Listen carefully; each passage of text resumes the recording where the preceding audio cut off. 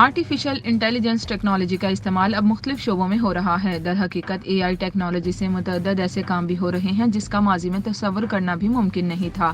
ایسا ہی کچھ اسپین میں دیکھنے میں آیا جہاں انسانی ماڈلز کے نخروں سے تنگ ایک کمپنی ڈی کلیولرس نے ایک خاتون AI ماڈل کو تیار کر کے استعمال کرنا شروع کر دیا۔ ایک رپورٹ کے مطابق دیکھنے میں حقیقی نظر آنے والی یہ خاتون در حقیقت AI سے تیار کردہ ہے۔ گلابی بالوں والی اس ڈیجیٹل خاتون کا نام اینٹا لوپز ہے جس کا اپنا انسٹاگرام اکاؤنٹ بھی ہے، مگر زیادہ حیران کن بات یہ ہے یہ AI ماڈل ماہانہ 3 سے 10,000 یورو کما رہی ہے۔ کمپنی کے بانی روبن کروز کے مطابق اس AI ماڈل کو تیار کرنے کا فیصلہ اس وقت کیا گیا جب انہیں حقیقی ماڈلز کے ساتھ کام کرنے میں مشکلات کا سامنا ہوا۔